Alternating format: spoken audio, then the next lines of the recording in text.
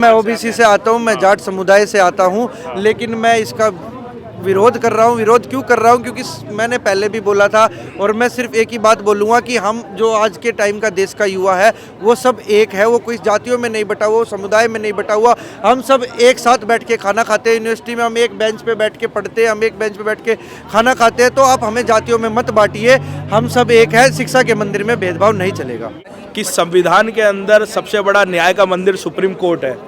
जब supreme court ने इस पर रोक लगाई है तो यकीनन ही इसके अंदर कुछ ना कुछ तो कमी होगी, और ऐसे लोग जो फ़ायदा ना उठा सकें उन लोगों को सोचना चाहिए। और सब स्वर्ण जाति और बाकी ऐसा नहीं है इस प्रोटेस्ट के अंदर खाली स्वर्ण जाति आ रखी है। ओबीसी समाज इस पूरे नेतृत्व जो कर रहा है वो अनिकेत सागवान है। अनिकेत सागवान जाट समुदाय से आता है, यहाँ पे दीपांशु खटान है वो गुर्जर समुदाय से आता है, एससी समाज के भी लोग हैं।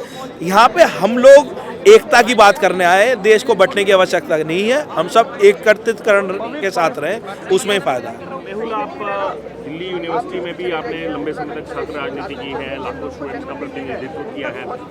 उस समय भी शायद आपको पता नहीं होगा कौन आपके साथ बैठ के उठ बैठ रहा है, खा पी रहा है, लेकिन इस प्रकार से ये जो नियम आना यूजीसी की तरफ से, वो भी कैसे आप देखते हैं? किस समय ये कानून बना, क्या कहना चाहेंगे? क्या यूजीसी के बारे में क्या कहना चाहेंगे? देखिए अर्जुन भाई, आप जानते हैं कि जिस तरीके से दिल्ली यूनिवर्सिटी देश का सबसे बड़ा प्लेटफॉर्म है और यहाँ पे आने वाला छात्र 60-70% छात्र यहाँ पे जनरल कैटेगरी का आता है, जो वोटर्स भी है। और पिछले एक दशक से यूनिवर्सिटी के अंदर जो स्टूडेंट रिप्रेजेंटेटिव का काम कर रहे हैं वो सब लोग ओबीसी समुदाय से आ रहे हैं। सब एकता और सही न्याय की बात करें तो हम सब भी इस चीज़ के साथ हाथ से हाथ मिलाने के चलने को तैयार हैं। लेकिन एक पक्षपात और भेदभाव की राजनीति यूजीसी कानून से जो उत्पन्न हुई, और ख़ास करके देश के अंदर पहला पड़ाव शिक्षा हायर एजुकेशन के लिए इंसान आता है, वो ये सोचता है कि मैं कुछ ऐसी पढ़ाई करूं कि मैं अपने देश का नाम कर सकूं, अपने गांव का नाम कर सकूं। और इस कानून के आते ही वो सिर्फ जात पात में बंटने का काम करेगा, तो इससे हमारे देश के लिए बहुत बड़ी क्षति का काम करेगा ये चीज़। जैसे ही आप यहाँ पहुँचे उसी समय खबर आई कि सुप्रीम कोर्ट ने स्टे लगा दिया, इस पर क्या प्रतिक्रिया? ये बहुत राहत का विषय है। कल दिल्ली यूनिवर्सिटी के अंदर बहुत बड़ा प्रोटेस्ट भी हुआ था, और आज ये यूजीसी की गाइडलाइन, क्या पता मीडिया और आप लोगों के माध्यम से वहाँ तक भी हमारी आवाज़ पहुँची हो और ये राहत मिली। और सुप्रीम कोर्ट के द्वारा भी यही चीज़ बोली गई है कि देश को इस टाइम एकता की ज़रूरत है, जातियों में बंटने की आवश्यकता नहीं है। और क्लियर दिखता है अर्जुन भाई, क्या शोषित ब्राह्मण नहीं हो सकता?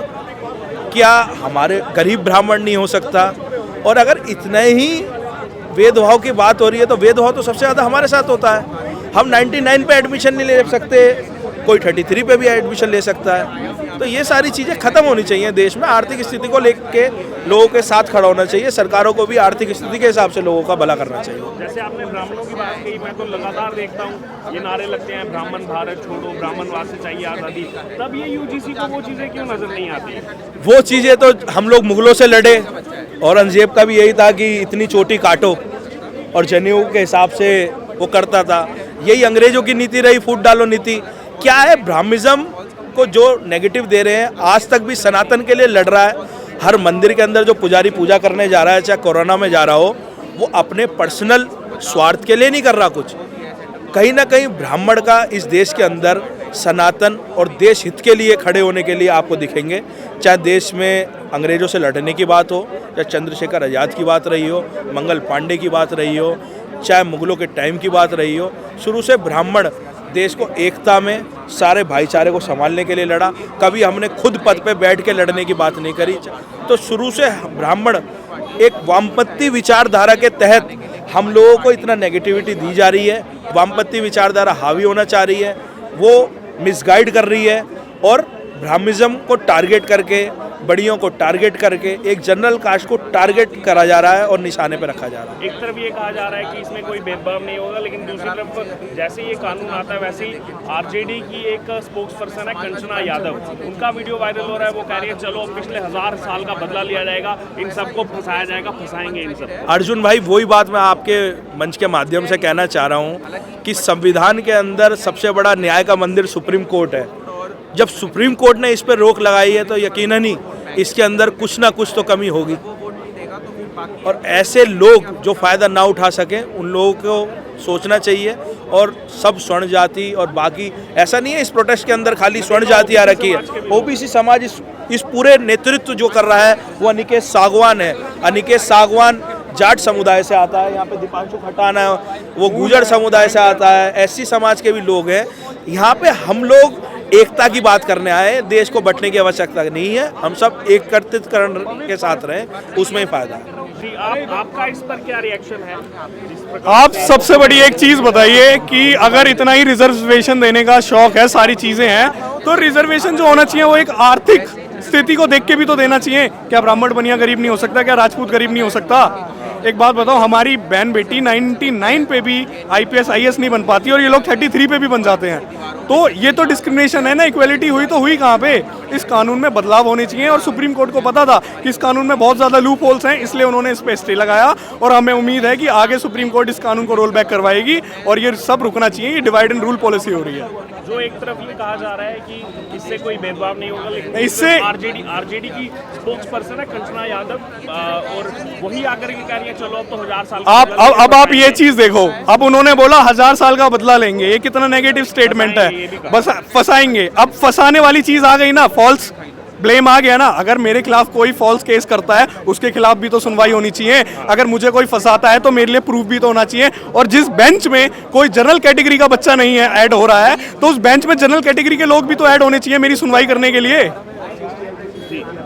और भी हमारे साथ हैं। हाँ जी, मेरा नाम अनिकेत सांगवान है, मैं YSS youth stand for society का अध्यक्ष हूँ दिल्ली प्रदेश। जैसा मैं देख पा रहा हूँ कि यहाँ पर केवल जनरल कैटेगरी के ही नहीं, आप खुद जो है ओबीसी। हाँ, मैं OBC से आता हूँ, मैं जाट समुदाय से आता हूँ, लेकिन मैं इसका विरोध कर रहा हूँ। विरोध क्यों कर रहा हूँ? क्योंकि मैंने पहले भी बोला था और मैं सिर्फ एक ही बात बोलूँगा कि हम जो आज के टाइम का देश का युवा है वो सब एक है, वो कोई जातियों में नहीं बटा हुआ, समुदाय में नहीं बटा हुआ। हम सब एक साथ बैठ के खाना खाते हैं, यूनिवर्सिटी में हम एक बेंच पे बैठ के पढ़ते हैं, हम एक बेंच पे बैठ के खाना खाते हैं। तो आप हमें जातियों में मत बांटिए, हम सब एक है। शिक्षा के मंदिर में भेदभाव नहीं चलेगा। ये भेदभाव की बात सरकार ने भी कही कि भेदभाव नहीं होगा, लेकिन दूसरी तरफ आरजेडी जो पार्टी है उसकी स्पोक्स पर्सन है कंचना यादव। हाँ जी, हाँ जी। उन्होंने उनका वीडियो वायरल हो रहा है, वो कह रही है कि 1000 साल का बदला लिया जाएगा, अब तो फंसाया जाएगा, इन सबको फंसाने का टाइम। हाँ, बताइए ना, लोगों की मानसिकता किस तरीके की हो गई है। ये वाले बयान आने के बाद, ये एक्ट आने के बाद, जो अभी बोल रहे हैं कल को वो करेंगे भी। तो वो करने से पहले ही अगर इसको वापस नहीं लिया गया